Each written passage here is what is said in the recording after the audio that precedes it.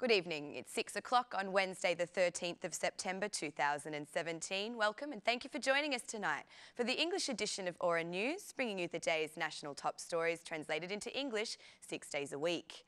After 22 hours of discussion in Parliament, the new government was approved with 78 votes in favour and 51 against. The Prime Minister and ministers have been sworn in at the President's office, paving the way for the government to implement its program, which, according to the Prime Minister, will transform the country. During the discussions in Parliament, the DP chairman spoke of breaking the political agreement with the Prime Minister, explaining that the core of the agreement, free and fair elections, was not respected. However, the Prime Minister again asked for the opposition's collaboration and asked for dialogue for major reforms which are in service of the country's integration. The DP chairman responded that the Prime Minister cannot speak of European values and at the same time promote crime and gangs. The Prime Minister declared that over the 22 hours of discussions and debates in Parliament, the Democratic Party once again showed that it has no vision and that it does not offer anything new in comparison with what it did in the past 4 years. The DP chairman retorted that it is the new government that lacks vision and offers no future for the country, only propaganda. In the debate that closed the marathon plenary session, the Prime Minister used irony against the DP chairman, saying that Mr Basha's speeches are a copy of that from the leader of the New Republic. The Prime Minister also responded to accusations by the Democratic Party that votes for the election of Gramos Rucci as Assembly Speaker were manipulated. I am not surprised, and I don't even blame you when I hear you denying reality. It seems that the culture of denying reality has become a politically transmitted disease for you. Symptoms of this illness clearly manifested in this case, given the protagonists of the Old Republic's claims that the votes were bought by crime, declared the Prime Minister.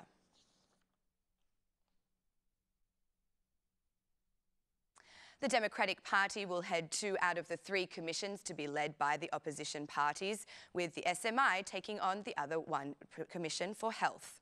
The agreement between the Democratic Party and the Socialist Movement for Integration was reached after the approval of the government's program in Parliament.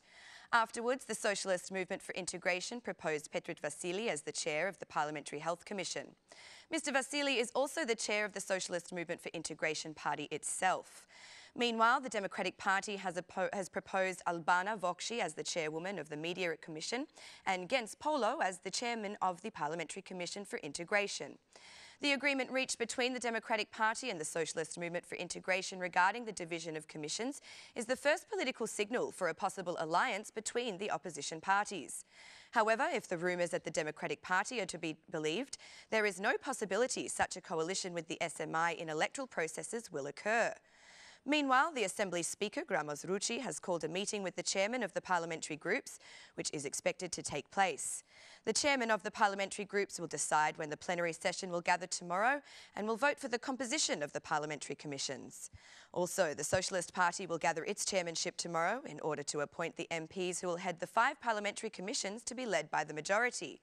The Socialist Party will also appoint the MPs who will be members of these commissions. The majority will head 5 parliamentary commissions out of a total of 8. The opposition parties have the right to head the 3 other commissions.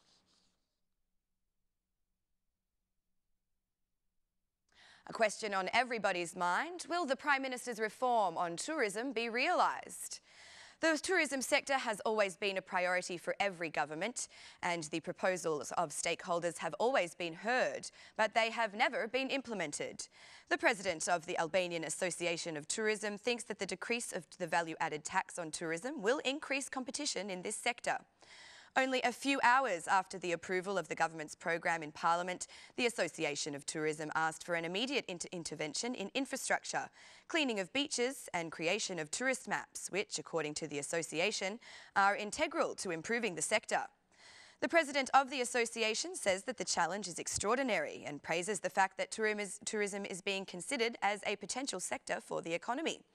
According to the President of the Tourism Association, politics should walk in the same line with businesses in order to have a stable development of tourism.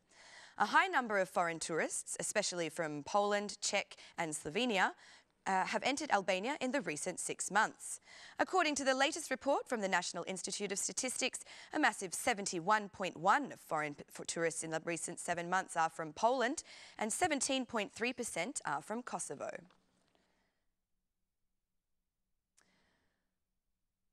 The Greek Defence Minister has commented on statements made by Prime Minister Edi Rama in Albanian Parliament. During a press conference, the Greek minister stated that he considers the statements made by Rama to be provocative.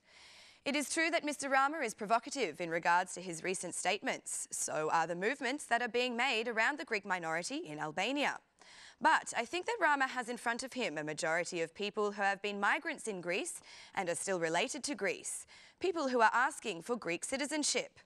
I think that he will get an answer from the Albanian people regarding the extremist behaviour towards our people there, said the Greek Minister of Defence.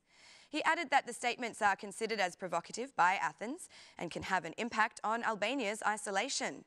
It was observed by Athens that the recent statements made by the Prime Minister do not align with the official statements made from Albania, made in international forums. I think that the efforts of extremist elements to create problems with the Greek minority will result in the isolation of Albania. I want to say that when we meet abroad, the Albanian officials are very careful with their statements. Statements made to NATO are not the same as the public statements Mr. Rama issues, declared the Greek minister.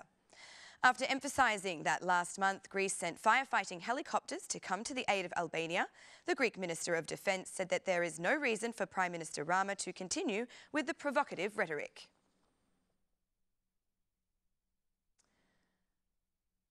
Tirana's City Hall has reconstructed the Ballet School, which this year welcomes 230 new students. Tirana's mayor inaugurated the works today and brought attention to the miserable conditions that the school was in prior to being reconstructed. What I have liked about the ballet school is that it has always had talented students despite the difficult conditions. There is so much love in doing this job, but of course infrastructure is needed. I remember the first day when we came here to see how we could intervene.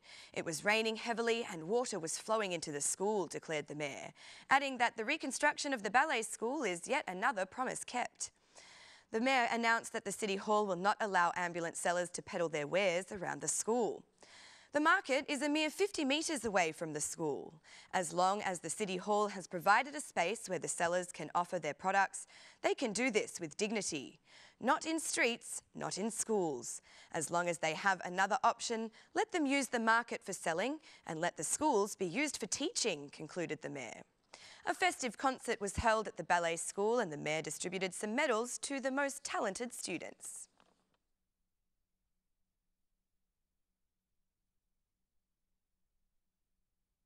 The Serbian President declared today that talks will resume with Kosovo in October. During a press conference, the Serbian President announced that the talks will enter into a new phase, adding that 99% of Kosovo's people have voted for an independent state. The Serbian President emphasised that he has supported the inclusion of the Serbian list in the new government of Ramush Haradinaj, the new Prime Minister of Kosovo. But the Serbian President adds that he has not changed his opinion about Kosovo's Prime Minister, who has been accused by Serbia of war crimes. We will start a new period of dialogue from October. Dialogue should be institutionalised. A report on talks with Kosovo will be made public, which will include the results of talks in the recent 3 years and all the actions the government of Serbia has taken regarding the issue of Kosovo since 1998. When you read the report, you will see how complicated our history is and how many mistakes were made, declared the Serbian President. The Serbian President warned that a change on his stance regarding Kosovo does come with one condition: the integration of Serbia into the European Union. In May of 2015, the Serbian President told the Wall Street Journal that he would consider constitutional changes until the end of 2017, including the removal of defining Kosovo as part of Serbia. That's all for our English edition this evening. My name is Alexandra. Please join me again Monday through Saturday at 6 p.m. for your local news in English. On behalf of Aura News, thank you and good night.